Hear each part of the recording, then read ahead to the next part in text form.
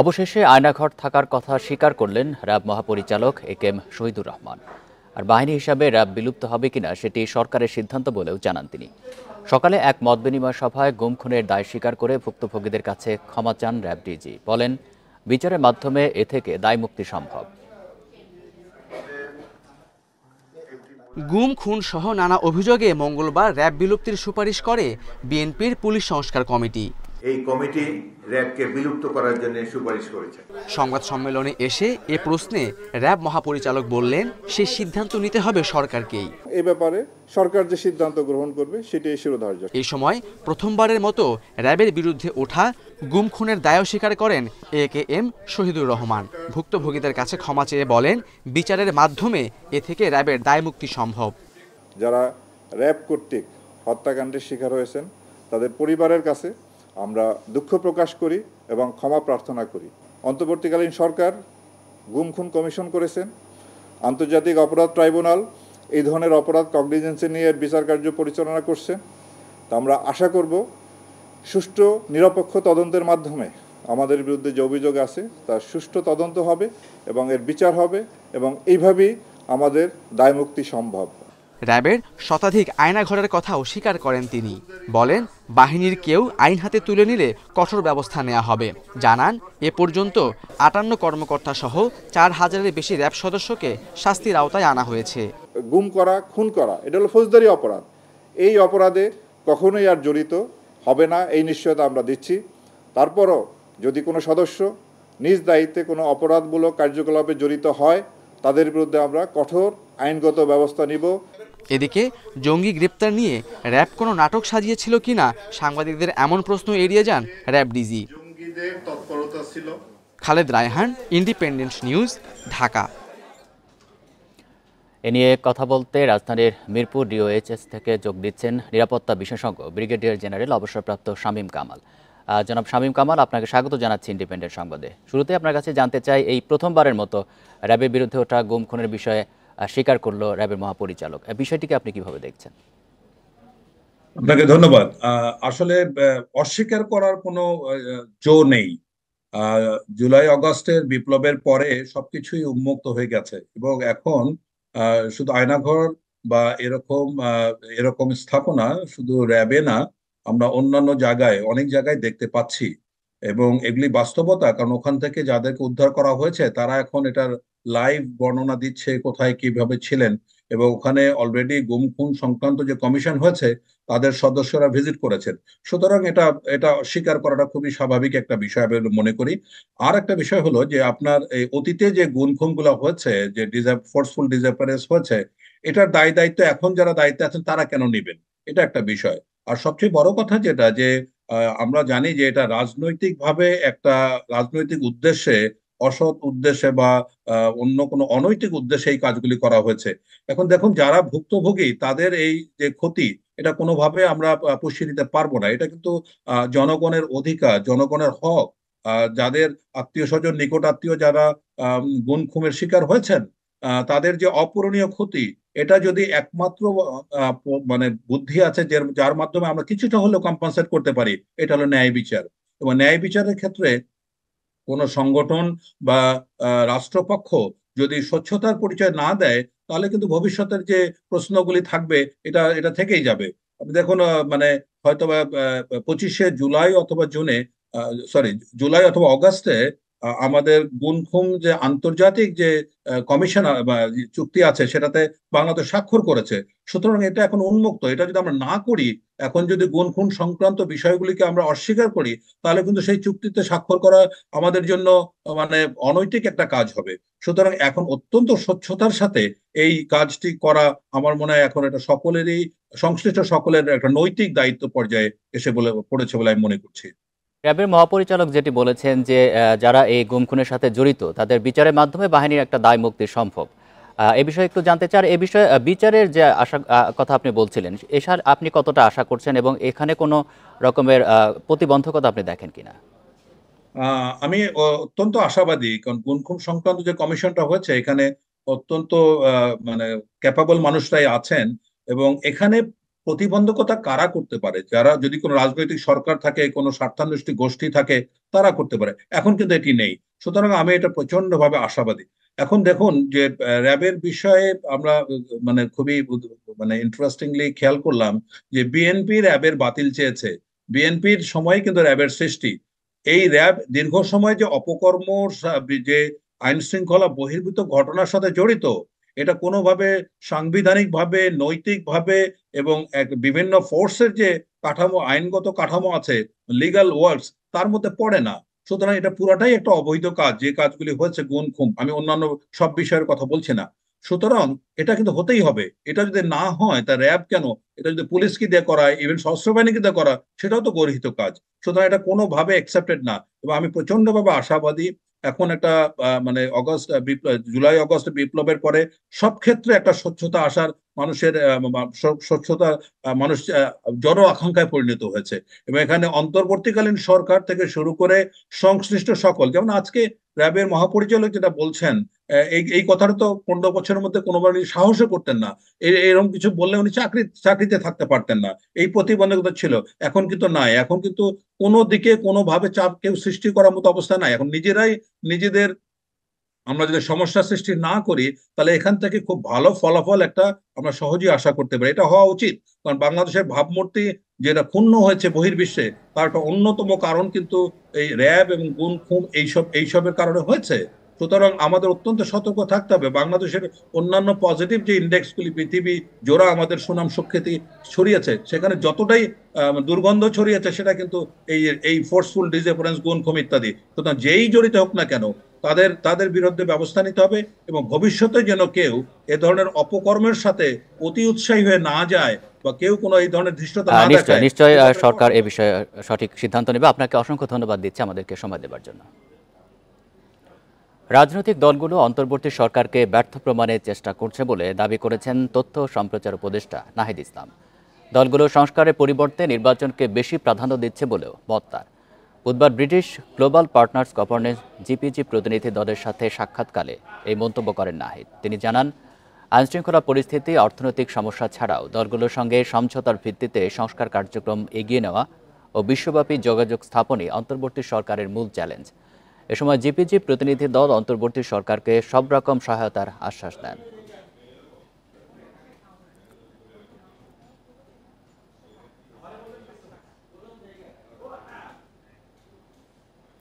রাজনৈতিক দলগুলো অন্তর্বর্তী সরকারকে ব্যর্থ প্রমাণের চেষ্টা করছে, এই ধরনের বক্তব্য সম্পূর্ণ রাজনীতি বিরোধী বলে মন্তব্য করেছেন বিএনপি মহাসচিব মির্জা ফখরুল ইসলাম আলমগীর। রাজনৈতিক দলগুলো এই সরকারকে সমর্থন করছে বলেও জানান তিনি। দুপুরে লন্ডন থেকে দেশে ফিরে বিমানবন্দরে সাংবাদিকদের এসব কথা জানান মির্জা ফখরুল। ন্যূনতম সংস্কার করে নির্বাচন দেওয়ার প্রস্তাব করে বিএনপি মহাসচিব বলেন, একমাত্র নির্বাচিত সরকারই দেশের চলমান অস্থিরতা নিরসন করতে পারে। এছাড়া মামলার কার্যক্রম শেষ হলে বিএনপির ভারপ্রাপ্ত চেয়ারম্যান তারেক রহমান দেশে ফিরবেন বলেও জানান তিনি।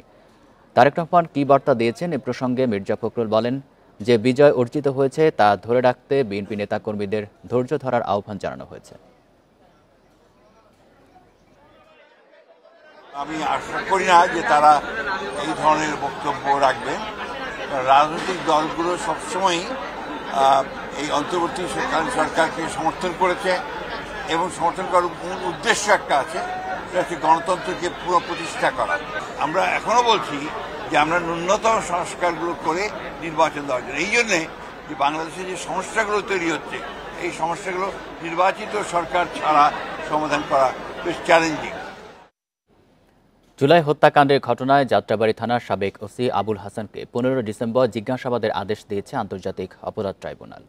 সকালে ট্রাইব্যুনালের তদন্ত সংস্থাকে একদিনের জিজ্ঞাসাবাদের এই আদেশ দেওয়া হয়।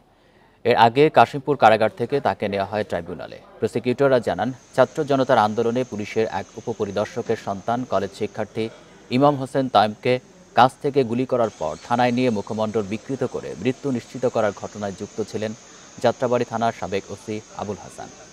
গত 4 নভেম্বর আন্তর্জাতিক অপরাধ ট্রাইব্যুনালে তাকে হাজির করে গ্রেপ্তার দেখানোর পর আজ হাজিরের নির্দেশ দেয় আদালত।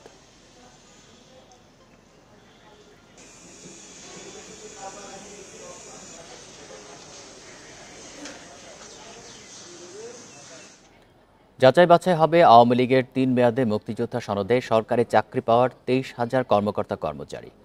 14 ডিসেম্বর থেকে মুক্তিযোদ্ধাদের তালিকা জেলা উপজেলা পর্যায়ে টাঙিয়ে দেবে মুক্তিযুদ্ধ বিষয়ক মন্ত্রণালয়। যাদের বিরুদ্ধে অভিযোগ আসবে তাদের বিষয়ে তদন্ত করে ব্যবস্থা নেবে সরকার। আওয়ামী লীগের টানা 15 বছরের শাসনামলে মুক্তিযুদ্ধের চেতনার কথা বললেও প্রকৃত মুক্তিযোদ্ধাদের তালিকা করা হয়নি, এমনকি শহীদদের প্রকৃত তালিকা হয়নি বলছেন ইতিহাসবিদরা।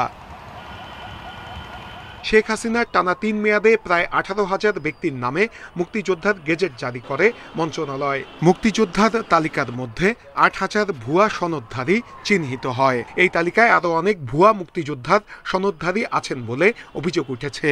শেখ হাসিনা সরকারের পতনের পর অনেকেই মুক্তিযুদ্ধ মন্ত্রণালয়ে আসছেন অভিযোগ জানাতে।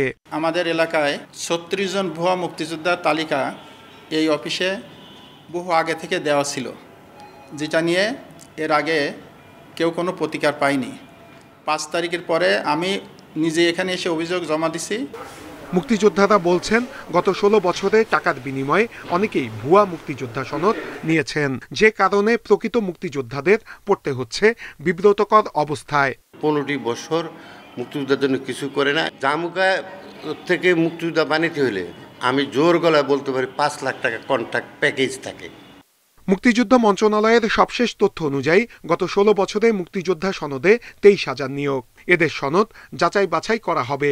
এরই মধ্যে অর্ধশতাধিক অভিযোগ জমা পড়েছে মন্ত্রণালয়ে। বিজয় মেলা হবে এবং সমস্ত বীর মুক্তিযোদ্ধাদেরকে সম্বর্ধনা দেওয়া হবে। তখন ওনারা যখন আসবে, ওনারা সেই তালিকা দেখবেন। ওনারা যদি কাউকে মনে করেন যে না ওনারা ইনি মুক্তিযোদ্ধা নন, তখন তারা ইউনোর কাছে বা আমাদের কাছে সরাসরি জানাবেন যে ওনারা মুক্তিযোদ্ধা না।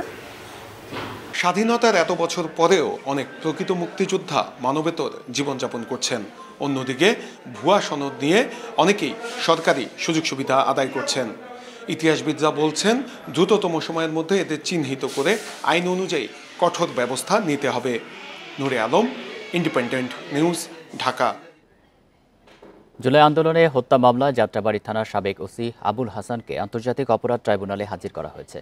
এ বিষয়ে বিস্তারিত জানাতে যোগ দিচ্ছেন সহকর্মী জাহিদুল বাশার। আবুল হাসানের বিরুদ্ধে অভিযোগের বিষয়ে বিস্তারিত জানাবেন। আর তাকে তো জিজ্ঞাসাবাদেরও অনুমতি দেওয়া হয়েছে, সে বিষয়ে বিস্তারিত জানাবেন। জি দেখুন, শুধু আবুল হাসান না, একই সাথে আজকে মূলত দুটি কেস ছিল। একটি হচ্ছে জুনায়েদ আহমেদ পলককে নিয়ে এবং আরেকটা আবুল হাসান। তাদের আবুল হাসানকেও জিজ্ঞাসাবাদের জন্য 15ই ডিসেম্বর তাকে জিজ্ঞাসাবাদের কথা বলা জন্য আদেশ দেওয়া হয়েছে এবং একই সাথে রাষ্ট্রপক্ষের আবেদনের ভিত্তিতে জুনায়েদ আহমেদ পলক, যিনি এই আন্দোলন চলাকালীন প্রায় 10 দিন ইন্টারনেট বন্ধ করে তথ্য গোপন করে জুলাই গণহত্যাকে আরও বেগবান করা এবং শেখ হাসিনার যে নির্দেশনা, সেই নির্দেশনায় হত্যাকাণ্ড এবং শিক্ষার্থীদের উপর দমনপীড়ন আরও বাড়ানোর জন্য সারা দুনিয়াকে বাংলাদেশ থেকে একেবারে ইন্টারনেট বন্ধ করে বিচ্ছিন্ন করে রাখা সহ বিভিন্ন অভিযোগে 18ই ডিসেম্বর আরও একদিন তাকে জিজ্ঞাসাবাদের আদেশ দিয়েছে। এই প্রথম সরকারের সাবেক কোনো মন্ত্রীকে জিজ্ঞাসাবাদের জন্য আন্তর্জাতিক অপরাধ ট্রাইব্যুনাল থেকে আদেশ দেওয়া হলো। এখন আজকে আদালতে কিন্তু যখন এই দুটি মামলা নিয়ে রাষ্ট্রপক্ষ থেকে যখন শুনানি করা হচ্ছিল, তখন বেশ কিছু বিষয় সামনে এসেছে। যেমন রাষ্ট্রপক্ষ থেকে বলা হচ্ছিল আবুল হাসানকে যেই মামলায় আসলে গ্রেপ্তার দেখিয়ে আজকে হাজির করা হয়েছিল এবং তার তদন্ত প্রতিবেদন যখন আদালতে যতটুকু সম্পন্ন হয়েছে সেইটুকু যখন উপস্থাপন করা হচ্ছিল, সেখানে প্রসিকিউশন থেকে চিফ প্রসিকিউটর তাজুল ইসলাম তিনি জানাচ্ছিলেন যে শুধু আবুল হাসান না, এখানে আরও 4 জন কর্মকর্তা ছিলেন। এখানে একটা বিষয় খেয়াল রাখতে হবে, আবুল হাসানকে যে হত্যাকাণ্ডের তার বিরুদ্ধে মূল অভিযোগ যে একটি হত্যাকাণ্ডের কথা যেটিকে আগে নেওয়া হয়েছে, এরকম 73টি হত্যাকাণ্ড যেটি যাত্রাবাড়িতে ঘটেছে সেই বিষয়গুলো তদন্ত সংস্থা পেয়েছে। সেটি হচ্ছে যে একজনের কথা সবার উপরে চলে এসেছে, সেটি হচ্ছে আরেকজন পুলিশ কর্মকর্তার সন্তান ইমাম হোসেন তায়েম। এই তায়েমকে হত্যা করার সময় সরাসরি তার বুকে যে গুলি করেছিল, যে অভিযোগ করা হয়েছে, ও যাত্রাবাড়ী থানার তৎকালীন ওসি তদন্ত জাকির হোসেন, এই জাকির হোসেন সহ আরও 4 পুলিশ কর্মকর্তার বিরুদ্ধে যেদিন গ্রেপ্তারি পরোয়ানা জারি হয়, তার পরের দিনও তারা অফিস করেছেন, তারা দায়িত্ব পালন করেছেন, কিন্তু তারা পালিয়ে গেছেন।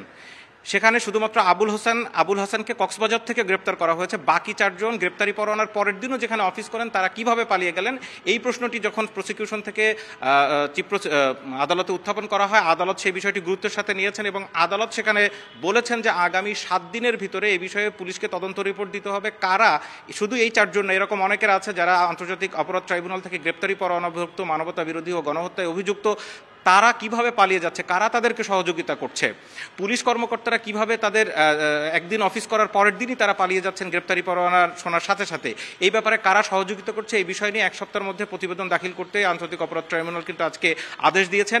একই সাথে আরেকটি বিষয় এখানে এসেছে যে প্রতিবেদনগুলো যারা প্রস্তুত করছে তদন্ত প্রতিবেদন, এখানে আন্তর্জাতিক অপরাধ ট্রাইব্যুনালের একটা তদন্ত দল আছে যারা মূলত এই অভিযোগগুলো বিভিন্নভাবে তারা তদন্ত করেন, তদন্ত করে তদন্ত প্রতিবেদন দাখিল করেন। আজকে আবুল হাসানের বিরুদ্ধে যে তদন্ত প্রতিবেদনের কিছুটা এখানে দাখিল করা হয়েছে সেখানে মৃত্যুর সংখ্যা নিয়ে যাত্রাবাড়ি থানায় সার্বিক কতজন এখন পর্যন্ত নিহত হয়েছে সেই বিষয়টি নিয়ে একটা ধোঁয়াশা তৈরি হয়েছিল। এরকম অনেকগুলো তথ্যগত নানান জটিলতার কারণে আজকে আন্তর্জাতিক অপরাধ ট্রাইব্যুনালের যিনি প্রধান বিচারপতির যিনি চেয়ারম্যান রয়েছেন তিনি কিন্তু এই বিষয়টি নিয়ে তদন্ত কর্মকর্তা যিনি ছিলেন এডিশনাল এসপি আলমগীর হোসেনকে ভর্ৎসনা করেছেন এবং তিনি বলেছেন যে এই বিষয়টিকে তারা গাফিলতি করছেন কিনা, গুরুত্বহীন মনে করছেন কিনা, গুরুত্ব দিয়ে ঠিকমতো দেখা হচ্ছে কিনা সেই বিষয়টিকে নিয়ে তিনি প্রশ্ন তুলেছেন এবং তদন্ত সংস্থাকে আরও গুরুত্বের সাথে এই তদন্ত করার জন্য তারা নির্দেশনা দিয়েছেন। তো সব মিলে আজকে আন্তর্জাতিক অপরাধ ট্রাইব্যুনাল থেকে পরের চিফ প্রসিকিউটর তিনি নিজেও স্বীকার করেছেন যে যেইভাবে তদন্ত হওয়া দরকার সেই জায়গায় খানিকটা গাফিলতি হচ্ছে, তবে যেহেতু তারা একেবারে নতুন, এর আগে তাদের এই ধরনের অভিজ্ঞতা নেই, নিশ্চয়ই পরবর্তীতে এটা ঠিক হবে সেই বিষয়টি চিফ প্রসিকিউটর তিনি কিন্তু আমাদেরকে কিছুক্ষণ আগে ব্রিফিংয়ে বলেছেন। ট্রাইব্যুনাল চত্বর থেকে জানাচ্ছিলেন সহকর্মী জাহিদুল বাশার। সজীব অজিত জয়কে অপহরণ ও হত্যা চেষ্টা মামলায় আত্মসমর্পণ করে জামিন পেয়েছেন বিএনপির জাতীয় নির্বাহী কমিটির সদস্য মোহাম্মদ মিজানুর রহমান ভূঁইয়া মিল্টন। গেল 22 সেপ্টেম্বর আত্মসমর্পণের শর্তে 1 বছরের জন্য তার সাজা স্থগিত করে প্রজ্ঞাপন জারি করেন রাষ্ট্রপতি। এরই পরিপ্রেক্ষিতে বৃহস্পতিবার সকালে ঢাকার সিএমএম আদালতে আত্মসমর্পণ করলে জামিন পান মিজানুর রহমান। এর আগে 2023 সালের 17 আগস্ট সাংবাদিক শফিক রেহমান, দৈনিক আমার দেশ পত্রিকার সম্পাদক মাহমুদুর রহমান ও মিজানুর রহমান ভূঁইয়া সহ মামলার 5 আসামিকে 7 বছর করে কারাদণ্ডের আদেশ দেন আদালত। ইতিমধ্যে একইভাবে জামিন পেয়েছেন সাংবাদিক শফিক রেহমান ও মাহমুদুর রহমান।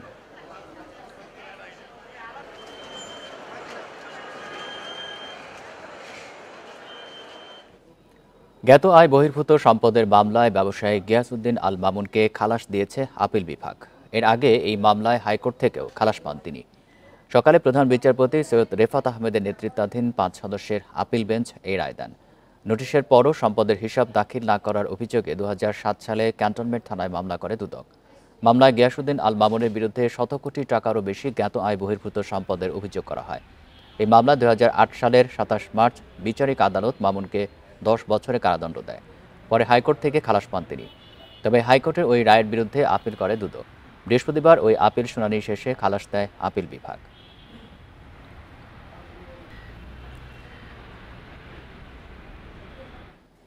রাজধানী সহ সারা দেশে জেঁকে বসছে শীত। আবহাওয়া অফিস বলছে ঘন কুয়াশা থাকবে অন্তত আরও 1 সপ্তাহ।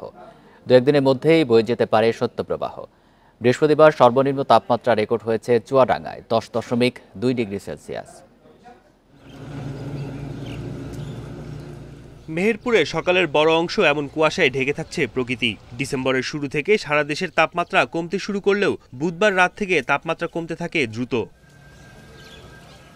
বৃহস্পতিবার ভোর 6টায় দেশের সর্বনিম্ন তাপমাত্রা রেকর্ড করা হয়েছে চুয়াডাঙ্গায় 10.2 ডিগ্রি সেলসিয়াস। ঠান্ডা বাড়ার প্রভাব পড়ছে জীবনযাত্রায়। শীতও বেশি, গরমও বেশি, এখানে সাধারণ মানুষ খুব কষ্টে আছে। আমাদের দেখা যাচ্ছে যে হয়তো আছে কিছুটা আমরা নিবারণ করছি। কোন শীতের জানা হাত পা টাটাছে, প্রয়োজনের ক্ষেত্রে আমরা বাইরে বাড়াইছি। আবহাওয়া অফিস বলছে এমন কুয়াশা থাকবে 20 ডিসেম্বর পর্যন্ত। সোমবার থেকে কুয়াশা বাড়বে, সূর্যের দেখা মিলবে দুপুরের দিকে। এখন তো যে কুয়াশা আছে সামনে কুয়াশা আরো বাড়তে পারে। মনে করেন শীত যখন 14, 15, 16 এই পর্যন্ত এখন যেমন কুয়াশা এমনই থাকবে, কিন্তু এরপরে শীতটা যখন একটু কমবে তখন কুয়াশা আরো বাড়বে। বৃহস্পতিবার উত্তরাঞ্চলেও তাপমাত্রার পারদ 10 ডিগ্রির আশপাশে।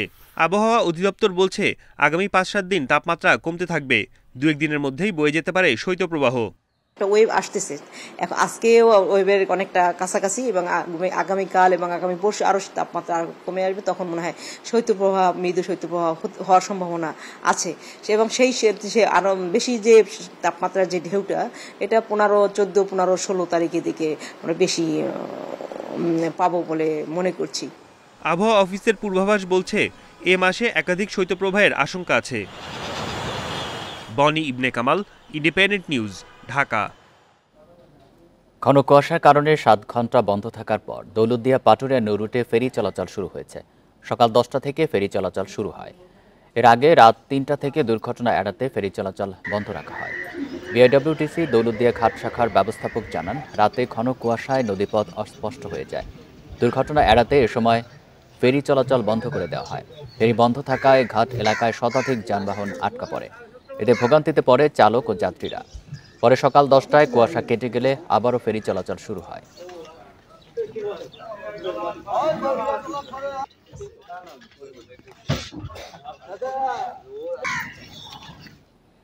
একুশে পদকপ্রাপ্ত রবীন্দ্রসঙ্গীত শিল্পী পাপিয়া সারোয়ার মারা গেছেন। সকাল 8টার দিকে রাজধানীর একটি বেসরকারি হাসপাতালে মারা যান তিনি। স্বজনরা জানান, পাপিয়া সারোয়ারের মরদেহ আজ পারডেমের হিমঘরে রাখা হবে। সর্বস্তরের মানুষের শ্রদ্ধা নিবেদনের জন্য কাল সকাল 9টা থেকে বেলা 12টা পর্যন্ত পাপিয়া সারোয়ারের মরদেহ রাখা হবে কেন্দ্রীয় শহীদ মিনারে। এরপর ধানমন্ডি ঈদগাহ মসজিদে জুমার নামাজের পর জানাজা শেষে বনানী কবরস্থানে দাফন করা হবে তাকে। জানা গেছে, কয়েক বছর ধরে ক্যান্সারে ভুগছিলেন পাপিয়া। সর্বশেষ তেজগাঁওয়ের একটি বেসরকারি হাসপাতালে ভর্তি করা হয় তাকে। সেখানে চিকিৎসাধীন ছিলেন গুণী এই শিল্পী। তার বয়স হয়েছিল 72 বছর। তিনি স্বামী ও 2 সন্তান রেখে গেছেন। পাপিয়া সারোয়ার 1952 সালে 21 নভেম্বর বরিশালে জন্মগ্রহণ করেন।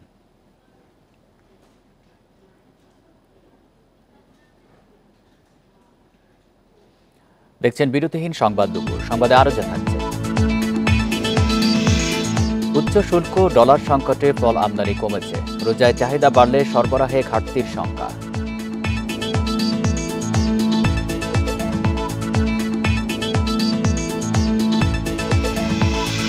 কাজে আসছে না রাজশাহী সিটিতে 50 কোটি টাকার ফুটওভার ব্রিজগুলো, পরিকল্পনাতেই সমস্যা।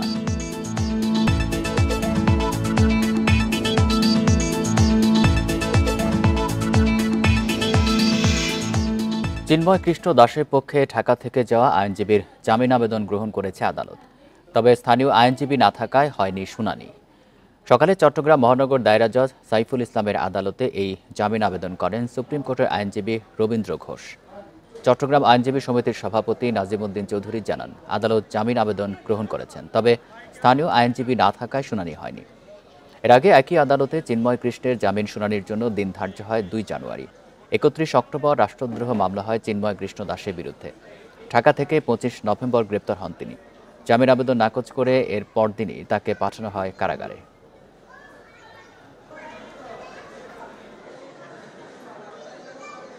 আরও কিছু লয়ার এখানে ক্রিমিনাল কেসে ইনভলভ হয়েছে এবং এই কারণে লয়ার যারা এখানে ওনার লয়ার ছিলেন তাদেরকেও এই ক্রিমিনাল কেসের আসামি করা হয়েছে।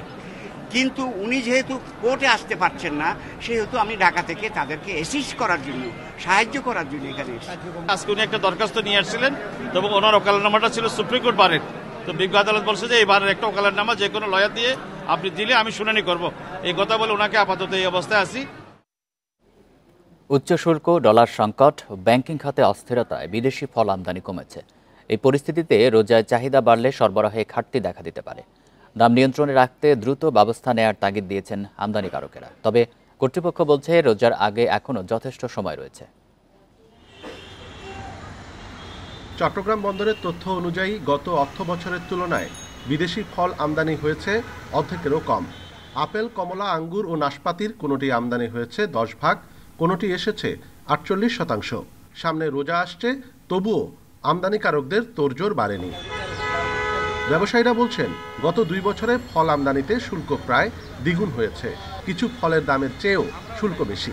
এছাড়া এলসি খোলা ও ডলার সংকটও রয়েছে।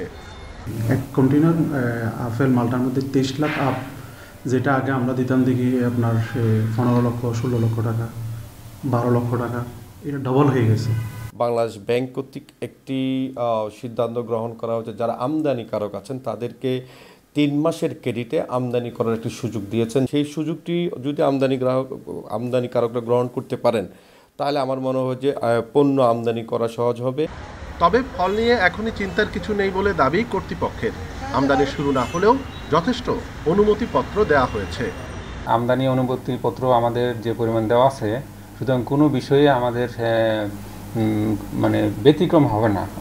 রমজান মাসে উপলক্ষে অথবা তার আগে সমস্ত ফল যত আমদানি দেওয়া আছে, সে অনুসারে নিয়মিতই সেগুলি আমদানিকারকরা আমদানি করতেছে।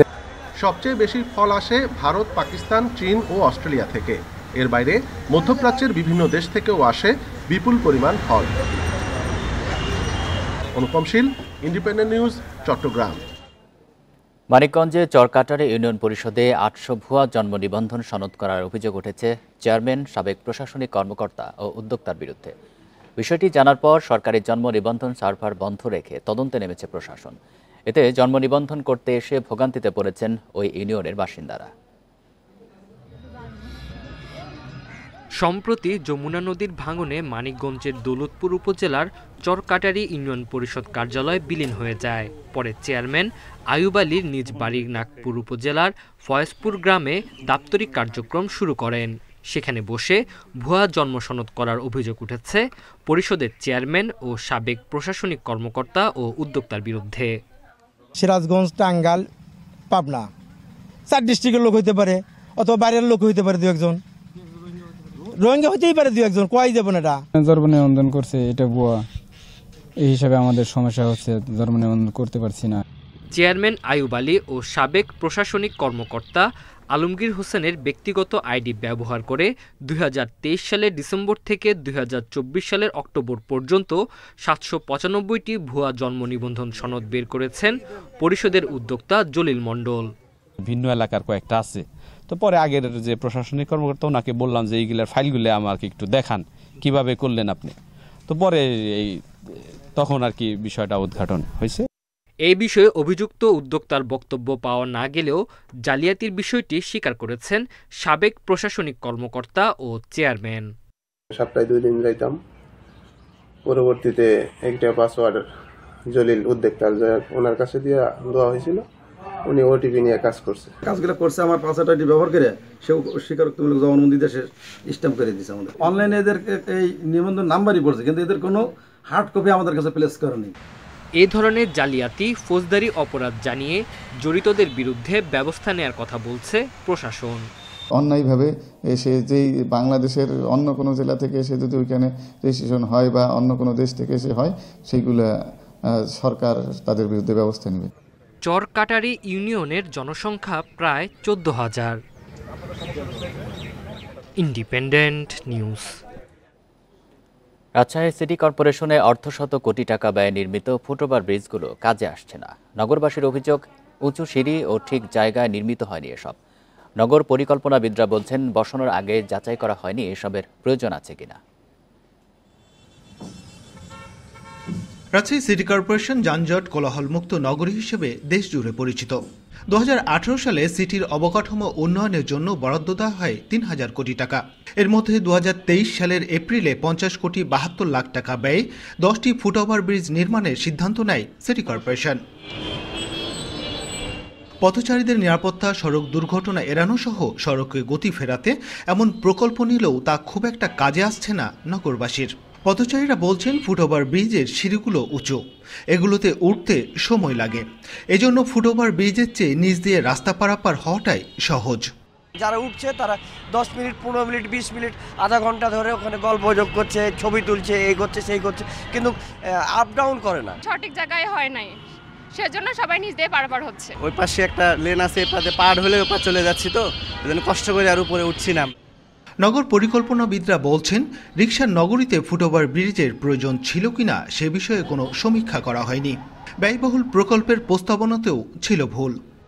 যত্রতত্র ফুট ওভারব্রিজ দেওয়া, এটা আসলে ইকোনমিক্যালি ওটা ভায়াবল না, ফিজিবল না, এবং মানুষেরও যে বিহেভিয়ার, এই বিহেভিয়ার কারণে মানুষের উঁচু জায়গায় এটা যেতে চায় না। তাদের এক্সপেকটেশন কি, এটাও চিন্তা করতে হবে। ফুটওভার ব্রিজগুলো ব্যবহার উপযোগী করে তুলতে প্রয়োজনীয় পদক্ষেপ নিয়ে কাজ করছে সিটি কর্পোরেশন কর্তৃপক্ষ। আলোচনা হচ্ছে ট্রাফিক বিভাগের সাথে।